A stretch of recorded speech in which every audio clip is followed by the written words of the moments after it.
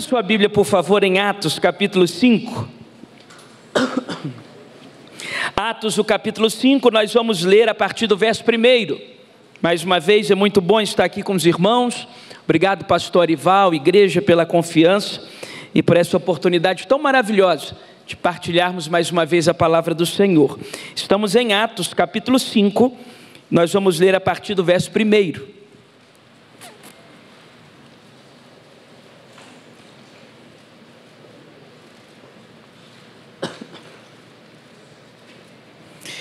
Amém? Entretanto, certo homem chamado Ananias, com a sua mulher Safira, vendeu uma propriedade, mas em acordo com a sua mulher, reteve parte do preço, e levando o restante, depositou aos pés dos apóstolos. Então disse Pedro: Ananias, por que encheu Satanás o teu coração, para que mentisse ao Espírito Santo, reservando parte do valor do campo? Conservando, porventura não seria teu, e vendido não estaria em teu poder? Como, pois, assentaste no coração esse desígnio? Não mentistes aos homens, você mentiu ao próprio Deus. Ouvindo essas palavras, Ananias caiu e expirou, sobrevindo grande temor em todos os ouvintes. Levantando-se os moços, cobriram-lhe o corpo e, levando-o, sepultaram. Quase 3 horas depois, entrou a mulher de Ananias, não sabendo o que ocorrera. Então Pedro, dirigindo-se a ela, perguntou-lhe: dize-me, vendestes portanto aquela terra? E ela respondeu: sim, portanto. Tornou-lhe Pedro: porque entrastes em acordo para tentar o Espírito do Senhor? Eis à porta os pés dos que sepultaram teu marido, e eles também te levarão. No mesmo instante caiu ela aos pés de Pedro e expirou. Entrando os moços, já acharam-na morta, e levando-a, sepultaram-na junto do marido. E sobreveio grande temor a toda a igreja e a todos quantos ouviram a notícia desses acontecimentos. Muitos sinais e prodígios eram feitos entre o povo pelas mãos dos apóstolos, e costumavam todos reunir-se de comum acordo no pórtico de Salomão. Mas dos restantes ninguém ousava juntar-se a eles, porém o povo lhes tributava grande admiração, e crescia mais e mais a multidão dos crentes, tanto homens como mulheres, agregados ao Senhor. Amém. Senhor, graças te damos pela tua palavra. Há no nosso coração a firme convicção de que a Bíblia é a palavra do Senhor, inerrante, atual, bendita, e que nessa manhã, pela iluminação do Santo Espírito, possam essas verdades sagradas encontrarem repouso na nossa mente e no nosso coração. Aviva-nos, Senhor, é a nossa petição, em nome de Jesus. Amém. Meus irmãos, esse é de fato um texto muito complexo. Os comentaristas do Novo Testamento vão tentar explicar como, naquilo que nós entendemos o regime da Nova Aliança, Deus exerceu um juízo sumário sobre a vida de Ananias e Safira. Isso era muito comum, por exemplo, nas páginas do Antigo Testamento. Eu gosto de destacar Levíticos capítulo 10, o episódio de Nadab e Abiú apresentando fogo estranho ao Senhor e recebendo juízo. Josué capítulo 7, igualmente o episódio de Acã recebendo igual juízo de Deus. Mas quando nós olhamos as páginas do Novo Testamento, pode ser que isso nos cause alguma espécie de estranheza, como Deus o fez de forma sumária. Eu gostaria de deixar registrado, apenas para início da nossa conversa, o que diz a primeira carta de Pedro, no capítulo 4, no verso 17. Leio: porque já é tempo que comece o julgamento pela casa de Deus, e se primeiro começa por nós, qual será o fim daqueles que são desobedientes ao Evangelho de Deus? Porque, por exemplo, em Atos capítulo 4, o capítulo imediatamente anterior, Deus não exercera o seu juízo contra os perseguidores da igreja, tal qual o fez com gente de dentro. Eu gosto da ideia e concordo de que até Atos, o capítulo 4, os ataques que a então igreja que se formara sofria, eram ataques externos, oriundos de elementos fora da cristandade. E agora nós temos o exemplo de um ataque interno. E eu sei que você sabe disso. A primeira vez que a palavra igreja é escrita no livro de Atos é aqui no verso 11, logo após o episódio de Ananias e Safira. Então até o verso 4 não há a palavra igreja. Tem gente orando, tem gente clamando, tem gente buscando a direção do Espírito Santo, mas Lucas ainda não enuncia a palavra igreja. Lucas enuncia a palavra igreja após o episódio de Ananias e Safira. Eu acho que Lucas entendia muito bem o que é uma igreja. Porque antes disso, será que é uma igreja mesmo? Ser um pessoal mais complicado lá dentro, fazendo umas coisinhas assim, meio duvidosas? Aqui é uma igreja. E agora, Deus exerce o seu fundamental juízo sobre esse casal. Há um contraste muito claro entre o final do capítulo 4 e o início do capítulo 5. Porque o final do capítulo 4, Lucas em Atos nos apresenta a figura icônica de Barnabé. Aquele homem que vendeu a sua propriedade, depositou aos pés dos apóstolos, um filho da consolação. Aquele homem entregou tudo. Aquele homem era acordado com o Espírito Santo. Ananias e Safira em contraste, é por isso que Atos 5:1 começa com um entretanto, o estabelecimento de um contraste entre ambas as situações. Eles firmam um acordo não com o Espírito Santo, mas contra o Espírito Santo, e entre eles estabelecem a ideia de reter uma parte. E diante desse julgamento sumário de Deus, eu quero conversar um pouco com vocês sobre a nossa necessidade de arrependimento e, ao final, o grande avivamento que houve no meio daquela igreja. Mas antes disso, eu tenho ouvido muito de algumas pessoas a seguinte expressão, e talvez você, líder, pastor, já tenha ouvido. A expressão é: pastor, só Deus pode me julgar. E a minha grande questão com isso, pastor Arival, é porque isso não preocupa o povo. Só Deus pode me julgar. Isso não te causa estranheza? Isso não te causa preocupação?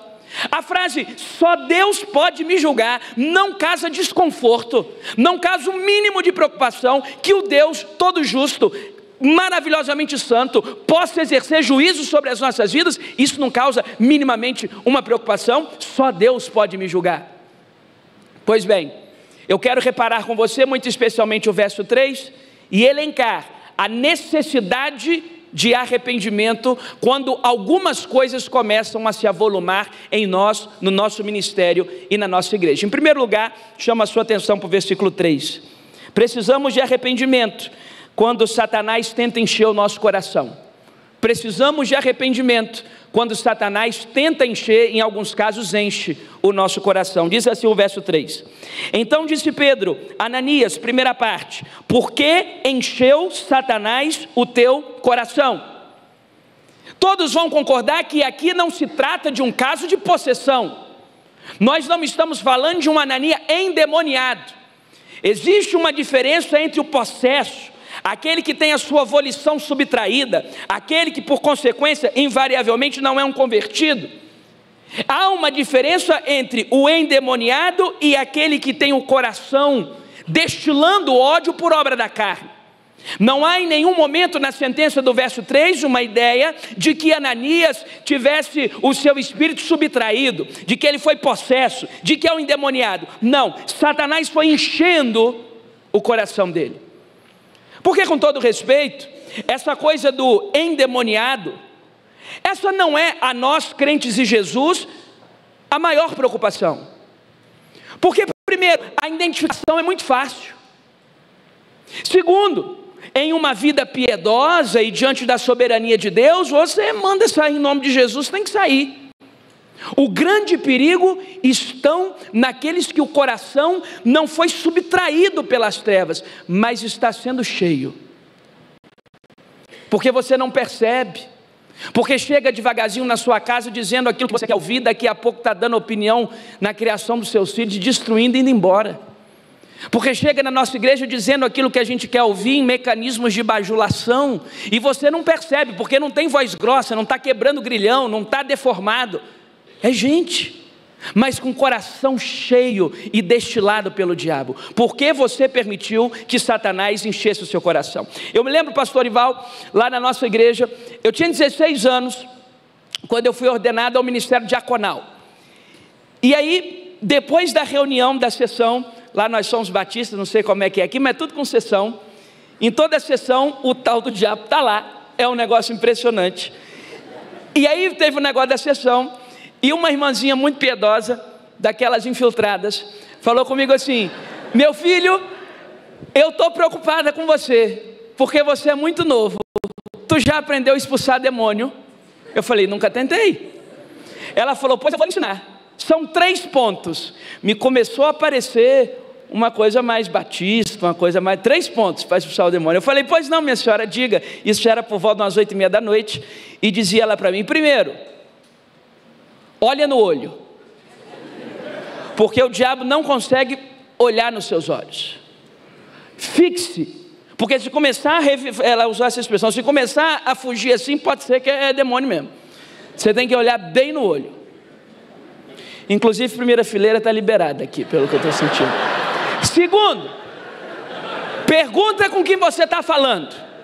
Qual o teu nome, legião? Manifeste-se. Pergunta com quem você está falando. Quem é você? Quem tomou conta desse corpo?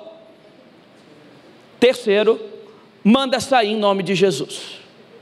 Meus irmãos, isso era 8h30 da noite. Eu, um menino de 16 anos, fui embora para casa andando no escuro de Guarapari. E 3 sentenças eram capitais na minha consciência. Olha no olho, pergunta o nome, manda sair em nome de Jesus. Olha no olho, pergunta o nome, manda sair em nome de Jesus. Olha no olho, pergunta o nome, manda sair em nome de Jesus. Tempos depois, um culto de quinta-feira, daqueles cultos hiperlotados dos dias de semana da nossa igreja. É que na sua é multidão, né? Aí numa das fileiras do canto aqui, uma senhora começa a se contorcer, se balançar, falar estranho e cai no chão se revirando. Meus irmãos amados, eu não sei como funciona aqui, mas naquele dia na escala dos diáconos, todo mundo faltou, só tinha eu. E eu olhei para um lado, nada, olhei para o outro, olhei para a rua na expectativa de passar alguém assim habilidoso com esses negócios, nada. Eu falei, sou eu. Olha no olho, pergunta o nome. Aí eu me aproximei, botei com firmeza, e ela se revirando, falando umas coisas quase que ininteligíveis. Eu coloquei a mão nos ombros dela, olhei fixo nos olhos. Com quem que eu estou falando? Ela disse, Abdala, sou eu, minha pressão, losartana, losartana, losartana, losartana, losartana. O nome da entidade era losartana, losartana, losartana. Graças a Deus, tinha um médico na igreja, um médico de plantão. Eu chamei o médico, eu falei, meu irmão, não é comigo não, é contigo. Se fosse comigo eu resolvia, absolutamente, lógico, mas no caso dela não era. Eu estou contando essa história, isso já tem uns 13 anos que aconteceu, mas eu guardo aqui no meu coração, como uma vitória, lógico, para te fazer lembrar o restante desse dia, que a nossa preocupação, a nossa aqui, crentes em Jesus, não é com a possessão, é com o diabo querendo destilar coisa no nosso coração. Nós precisamos de arrependimento, porque vira e mexe, o diabo vai destilando coisas com o nosso consentimento no nosso coração. Não estou possesso, não estou subtraído de mim mesmo, não perdi meu senso volitivo, é a obra da carne sendo plantada no meu coração. Por que que você permitiu que Satanás enchesse o seu coração? As obras da carne. Eu aprendi uma coisa de uma forma muito triste. A inveja, por exemplo, ela não é um sentimento dos diferentes, ela é um sentimento dos iguais. E às vezes o Satanás vai destilando inveja no nosso coração. Ela não é um sentimento dos diferentes, ela é um sentimento dos iguais. Por exemplo, eu não invejo o Michael Phelps por nadar muito melhor do que eu não ganho minha vida nadando. Eu não invejo a memória da alta capacidade automobilística do Ayrton Senna, eu não ganho minha vida pilotando. Mas como é que é o coração quando a igreja na esquina da minha começa a crescer? O que esses malditos estão fazendo ali que eu não descobri? A inveja não é um sentimento dos diferentes, a inveja é um sentimento dos iguais. Não é como nós percebemos a afluência e o sucesso daqueles que não fazem o que a gente faz. E quando não, você percebe que ao invés de viver o ministério ministério tão lindo que Deus te deu, você vive num mar confuso de comparações, porque Satanás vai enchendo o coração, porque Satanás vai destilando concupiscências, obras da carne, elementos dos quais, tempos depois, nós vamos nos envergonhar, mas que até então parecia algo tão comum para nós. Por que você permitiu que Satanás enchesse o seu coração? Precisamos de arrependimento, porque muitas vezes o nosso coração é uma fábrica de ídolos, porque muitas vezes o nosso coração é absolutamente reprovável, porque ninguém desse auditório, por mais habilidoso, por mais cientificista, por mais estudioso da teologia, ninguém de nós aqui tem a total e completa compreensão das consequências da queda na raça humana. Como a divisão de Gênesis 3 para cá mexeu conosco, mexeu com o nosso DNA, mexeu com a nossa forma de pensar, com a nossa forma de lidar, depravou-se de forma completa a natureza humana, e nós não estamos imunes disso. Todos os dias nós precisamos ter um encontro com o Espírito Santo e o nosso caráter. Todos os dias o encontro do Espírito Santo com o nosso temperamento. Todos os dias o encontro com o Espírito Santo e as nossas emoções e as ganas que tentam nos possuir. Precisamos de arrependimento quando Satanás tenta encher o nosso coração. A frase, tudo isso te darei se prostrado me adorares, não saiu da boca do Senhor. Precisamos tomar atenção com isso. Precisamos parar de viver as teias da comparação, dos sentimentos nocivos, malignos, que vão tomando conta do nosso interior. Precisamos policiar os nossos olhos, a nossa boca, a nossa atenção. Precisamos de um choque de integridade da parte do Espírito Santo sobre nós. Que o Senhor tenha misericórdia da gente. Que o Espírito Santo nos ajude a um autoexame daquilo que dentro de nós está fora do trilho. Porque às vezes o nosso problema pode ser a inveja, de ficar angustiado com a prosperidade dos outros que são nossos iguais, mas às vezes é o orgulho de achar que está todo mundo nos invejando, porque às vezes sobe em nós uma mania de achar que só sabe fazer o certo e que nós temos o monopólio da ação do Espírito Santo, que nós temos o monopólio de como fazer as coisas do jeito certo. É Satanás enchendo o nosso coração com a vaidade, com os deslumbres. Segundo, ainda no verso 3, precisamos de arrependimento quando vivemos ciclos de engano, porque Pedro completa a sua pergunta direta e profética a Ananias: por que encheu Satanás o teu coração para que você mentisse ao Espírito Santo? Um ciclo de engano. Será que nós não sabemos que ao Espírito Santo não tem como mentir? Será que nós não sabemos que ao Espírito Santo não tem como enganar? É um ciclo de auto-engano, permissividades morais da nossa natureza mais pífia, pequena, imoral, que às vezes começa a dar o tom da nossa vida. O perigo, por exemplo, dos ciclos de engano da aparência. Porque o que esse casal quer? Esse casal quer parecer piedoso.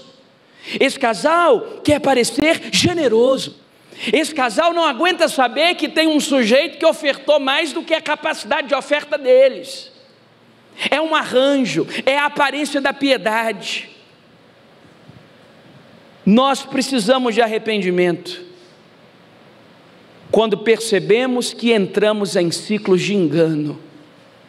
O perigo das aparências.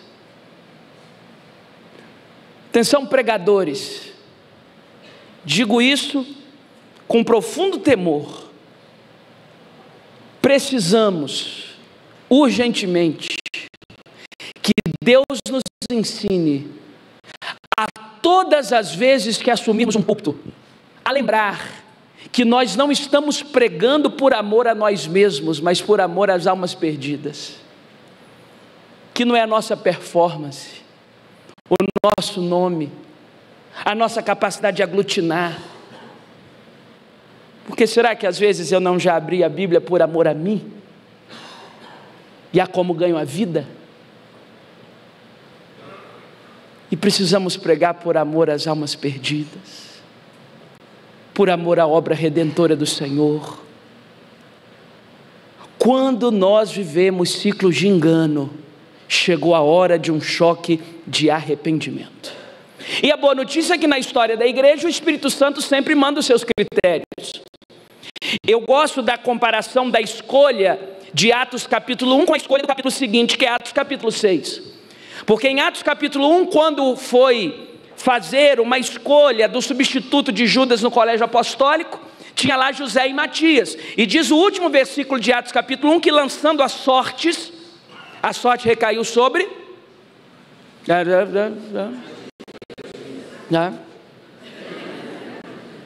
Lançando as sortes recaiu sobre... Lançando as sortes. Houve um período de oração e depois, por meio de um evento, de um expediente aleatório, está lá o Matias. Em Atos capítulo 6, quando vão escolher novamente uma composição para um outro colegiado que se formara, não há no texto a indicação de que lançaram as sortes, pelo contrário, houve critérios. Homens de boa reputação, cheios do Espírito Santo, com sabedoria. Não teve sorte lançada. O que acontece entre Atos capítulo 1, onde há um elemento aleatório, que a maioria das nossas traduções fazem, depois da transliteração, no último versículo do capítulo 1, como sortes, para Atos capítulo 6, onde há uma série de critérios para a escolha. Entre Atos 1 e Atos 6, tem Atos 2, descido do Espírito.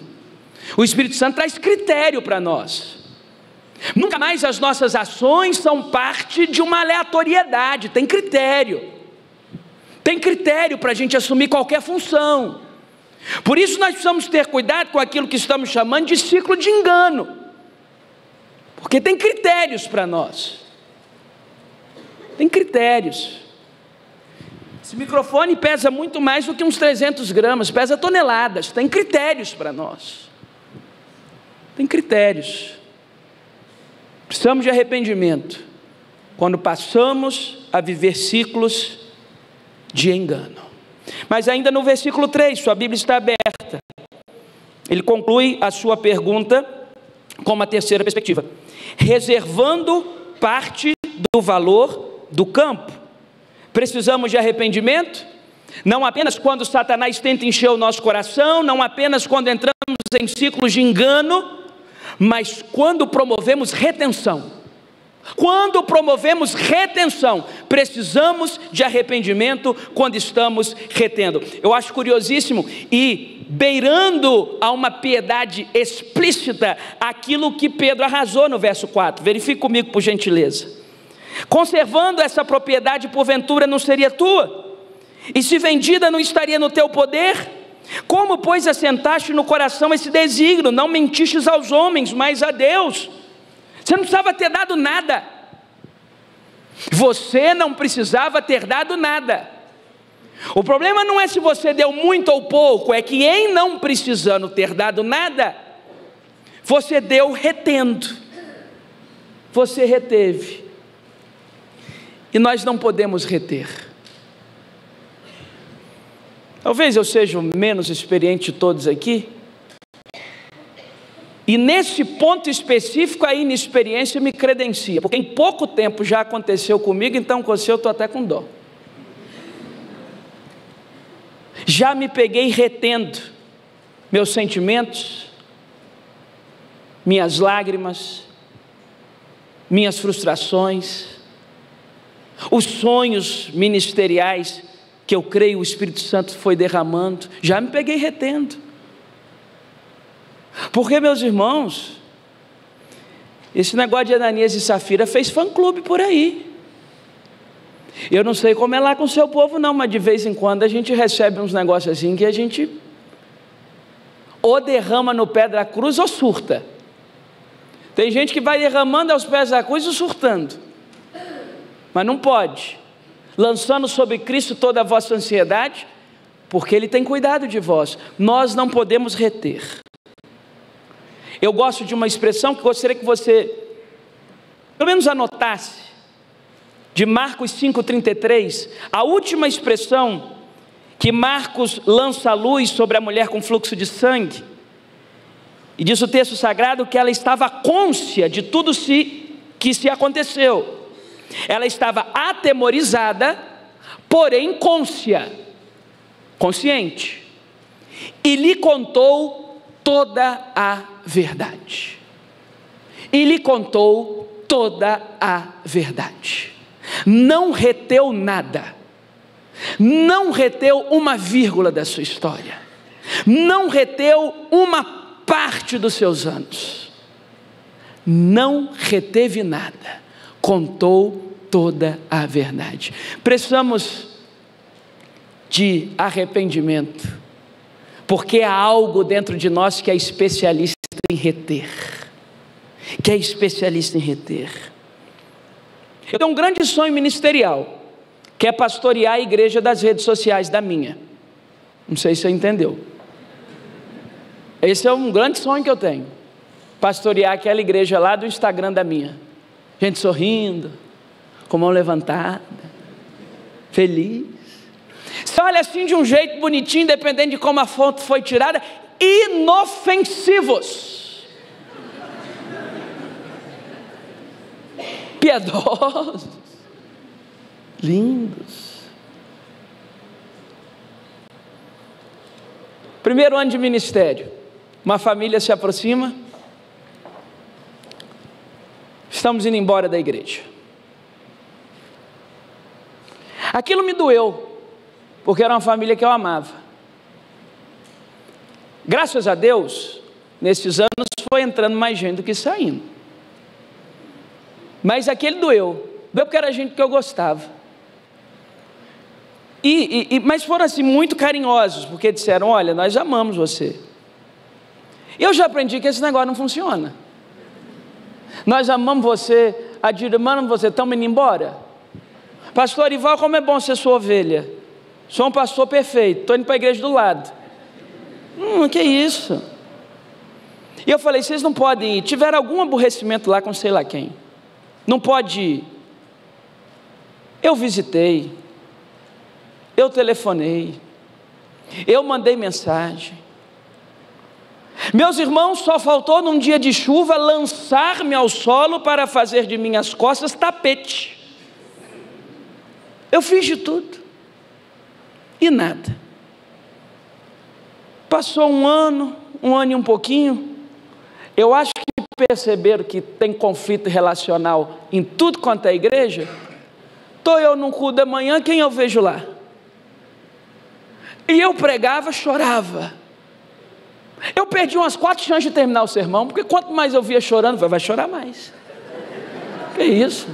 Chorar, a hora de chorar é agora.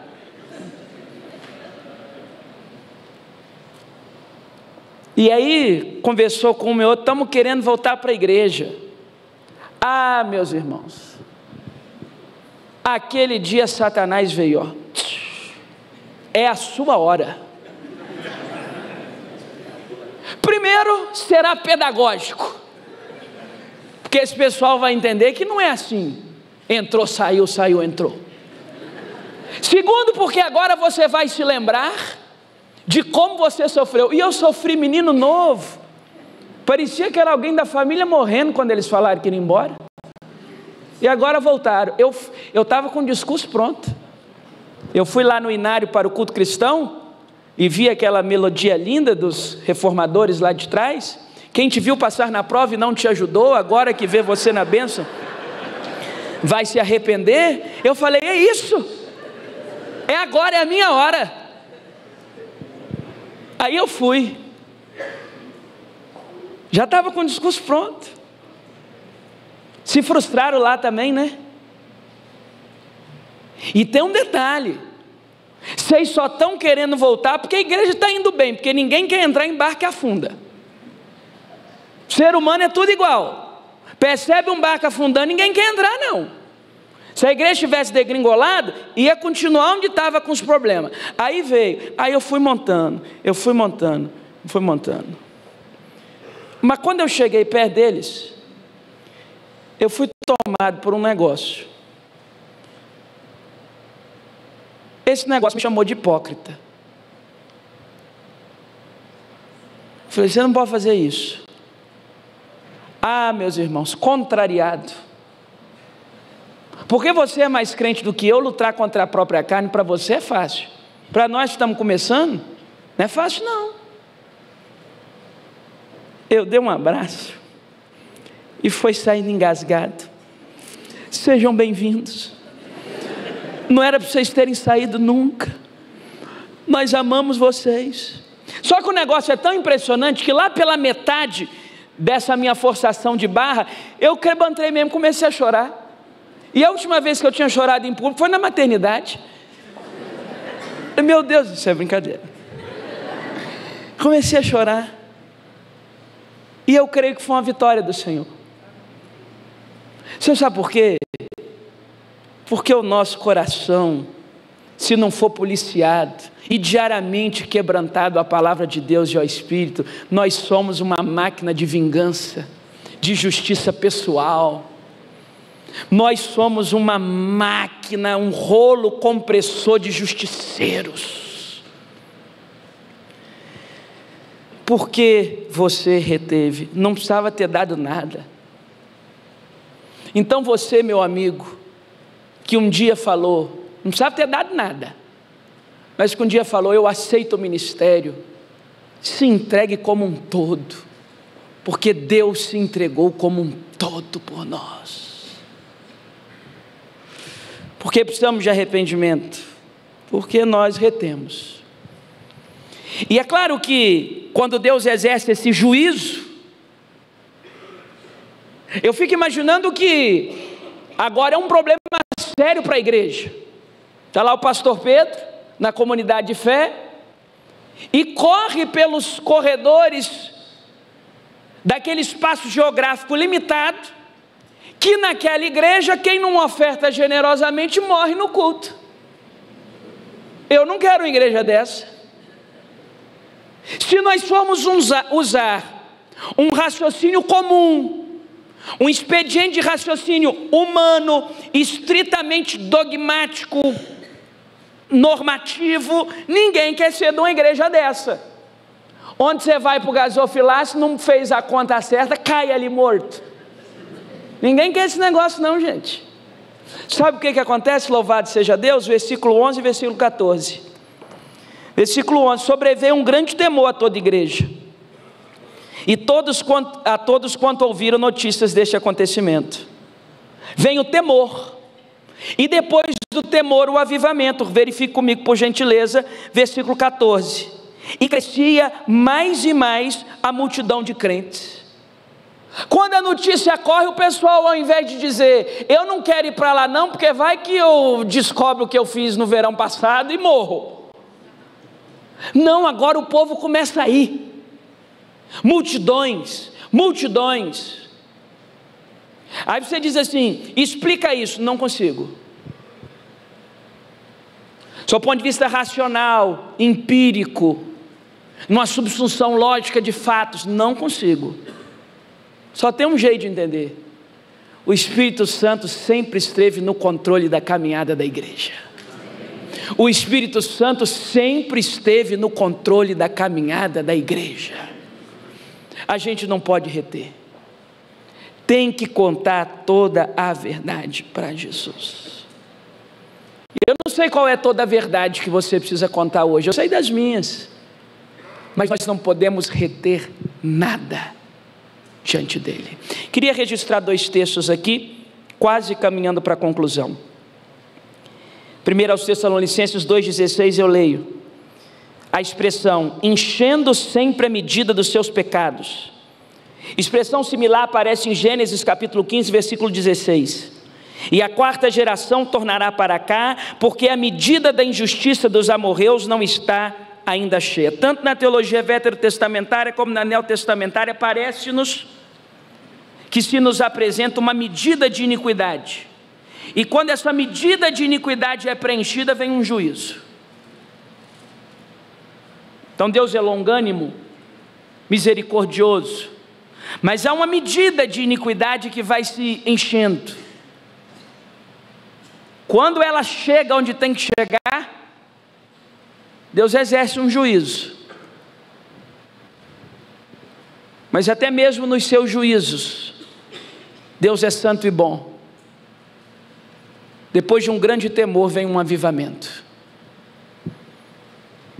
E não está nas minhas mãos o quantitativo da medida de iniquidade do nosso povo, mas quem tem um mínimo de reflexão visual percebe que a coisa está feia.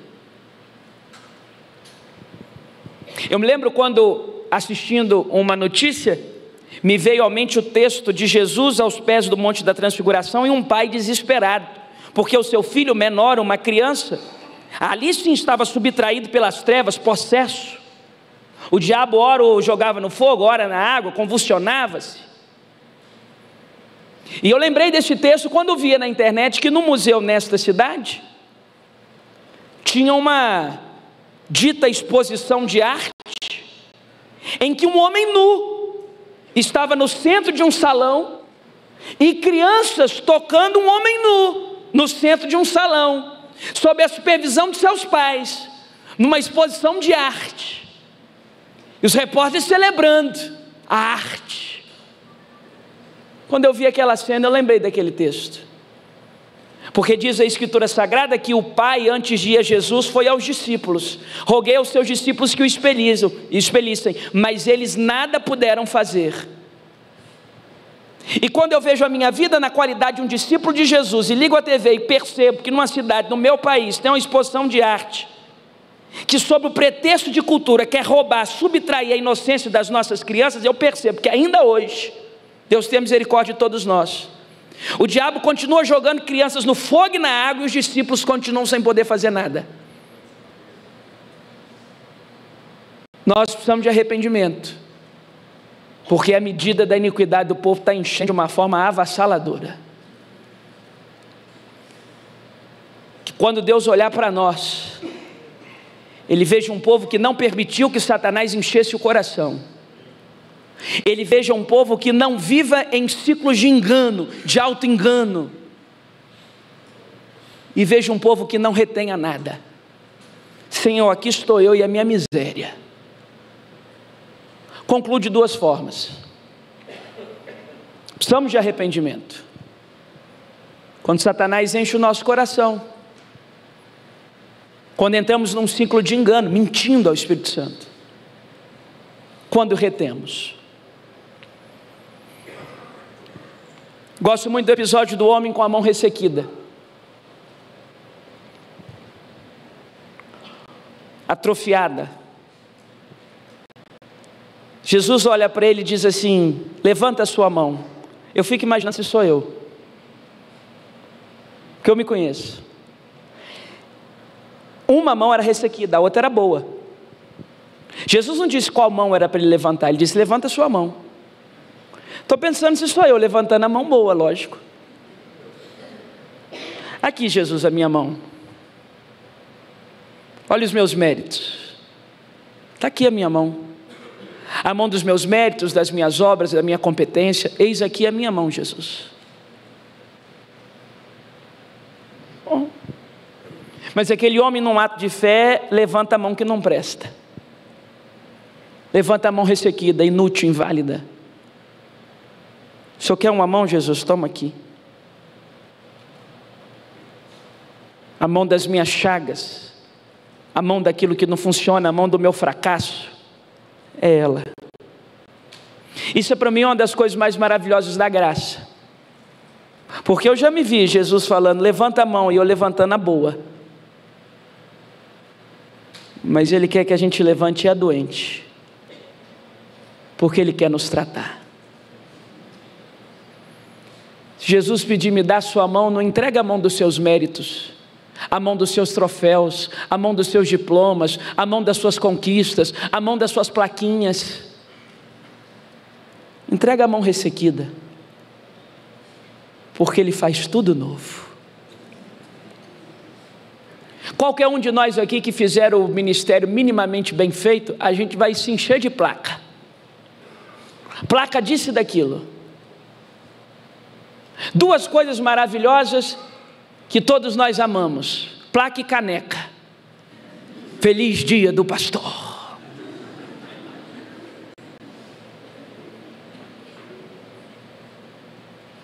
Quem já ganhou muita caneca aqui? Feliz dia do pastor, feliz dia do pai pastor, feliz dia de um ano de ministério do pastor, feliz dia de um ano da primeira conversão, feliz dia do ano do primeiro batismo. Isso é gravado, né? Eu amo as canecas que eu ganho da minha igreja, só para constar. Eu amo as canecas. Vai ganhar um monte de placa. Mas já dizia Russell Shedd, em saudosa memória, as marcas do ministério não são as condecorações, são as escoriações. As marcas do ministério não são as condecorações, são as escoriações. Às vezes a mão está ressequida, e é essa que a gente quer mostrar para Jesus. Arrependimento. E depois, contrariando qualquer senso lógico, qualquer perspectiva humana, vem um grande avivamento sobre a igreja que se formara naquele tempo. Sinais, prodígios, povo tratando seriamente com o pecado. Precisamos desse arrependimento. E por fim, às vezes nós achamos que Deus precisa da nossa competência, da nossa performance para fazer o que quer que seja. E eu quero concluir dividindo uma experiência muito pessoal, e peço a sua licença para isso. Fui convidado para pregar numa cidade pequena, e a igreja que me convidou era uma igreja relativamente grande, e ao final falaram assim: tem uma outra igreja que o culto começa um pouco mais tarde, você pode ir lá pregar? Eu disse: posso? Fomos. O pastor Ival era uma garagem, sem janelas, quente. O chão não estava tão limpo. Não tinha instrumentistas, era um playback arranhado. Um microfone com uma cápsula toda enferrujada era dividida entre duas irmãs nitidamente desafinadas. A pessoa que me convidou ao púlpito para pregar não dominava bem a língua portuguesa. Pequeno. E eu lembro, pastor, que quando eu abri a Bíblia no púlpito para pregar, eu senti um negócio que eu não tinha sentido ainda.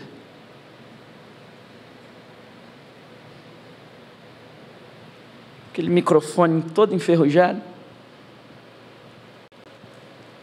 aquele som, aquela coisa quente, pequena. Mas eu tive dificuldade de começar a pregar, porque eu fui tomado por uma emoção muito forte. E eu sou batista, esse negócio de emoção muito forte não é assim que funciona. Calma lá. Sou tradicional. E eu não conseguia informar o texto, porque a minha boca estava tremendo de emoção. E eu senti uma presença tão especial do Senhor naquele momento, mas tão especial, que eu olhava para aquele lugar, eu falava: meu Deus, isso aqui é um pedaço do céu. Nossa igreja tinha acabado de investir quase R$500 mil em caixa de som. E eu olhava para aquilo, eu falava: meu Deus, que coisa maravilhosa. Eu tive dificuldade para começar a pregar. Um sentimento de uma coisa muito especial. Bem, terminou, foi uma coisa assim. E eu lembro de ter chegado no domingo seguinte na minha igreja. O ar-condicionado lá em cima. Lá a gente só falta agora colocar os controles individualizados para cada cadeira. Porque o ar tem, geladinho. Só para o pessoal que quer um pouquinho a mais, vamos providenciar um controle para cada cadeira. Aquele som, aquela orquestra. E eu lembro que foi dando a hora do sermão e eu subi e nada. Nada. Aí eu mandei um zap para o meu ministro de música. Mais uma aí, vai? O que foi aquele negócio? Nada. E olhando aquele tanto de gente, aquelas cadeiras macias, tudo limpinho. Eu lembro de ter chegado na antessala do púlpito assim, me ajoelhado e falado: Senhor, o que está acontecendo comigo? E eu respirei, e em sentindo a presença de Deus fui. Naquele dia eu tive um recado muito importante de Deus. Deus não precisa do seu talento, Deus não precisa da sua competência, Deus não precisa dos seus recursos, Deus não precisa das nossas estruturas. Deus precisa de um povo sedento pelo Espírito dEle. Deus não precisa do melhor sistema. Deus precisa de gente sedenta dEle para Ele agir, para Ele descer, para Ele visitar. Na verdade, Deus não precisa de nada. Nós precisamos ter um coração sensível à obra do Espírito Santo. E eu lembro de ter dito algo do tipo: ah, Senhor, eu trocava esses negócios tudo aqui por um pouquinho do que eu senti naquela garagem. Que Deus tenha misericórdia de todos nós e que derrame arrependimento. Ele não precisa do nosso talento, Ele quer um coração pegando fogo. Quero orar com você. E talvez esse apelo seja mais difícil do que o de ontem, mas eu também não quero climão, nada. Mas se você quer reconhecer comigo que está precisando desse enchimento e de sentir essa presença, é só isso. Vem se ajoelhar aqui à frente comigo. É uma chamada só.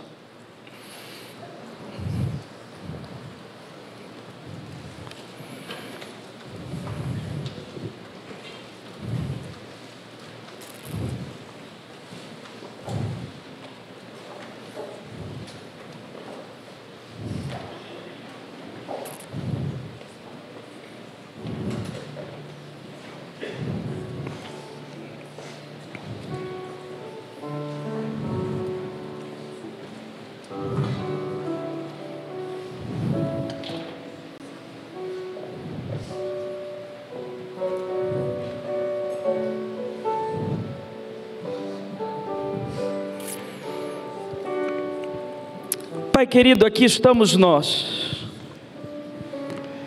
Só o Senhor conhece a história debaixo de cada joelho.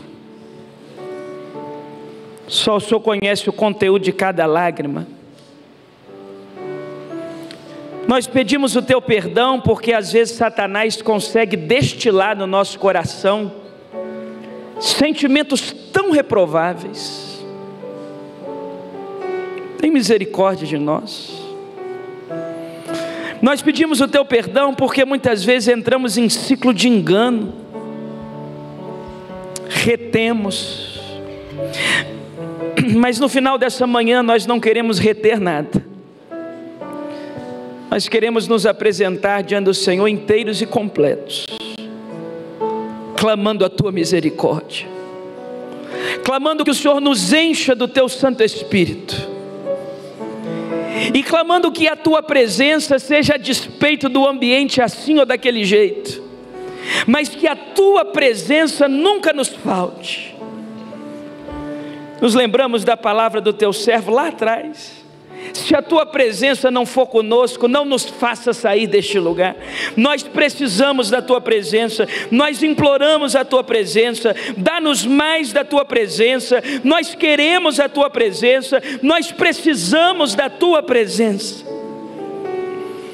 Ó Espírito Santo, enche-nos, e à medida que o Senhor vai nos enchendo, vai nos tratando, vai nos dando choques de integridade, vai nos perdoando, vai reavivando a tua obra em nós, vai nos fazendo menos dependentes de nós mesmos e de nossas habilidades, e mais dependentes do Senhor. Senhor, está aqui a nossa mão ressequida, não a mão da nossa competência, não a mão de habilidades humanas, a mão que não vale nada, está aqui, Senhor. Faz uma obra em nós, encha-nos do teu Espírito, que ao voltarmos para as nossas igrejas, todos que olharem para o púlpito, vejam fogo no coração, veja brilho nos olhos, veja a presença do Espírito do Senhor. Nós precisamos do Espírito Santo, ó Deus. Por isso, Senhor, na solenidade desse momento, nós sabemos que o Senhor está aqui. O Senhor não é um visitante, o Senhor é o dono do culto.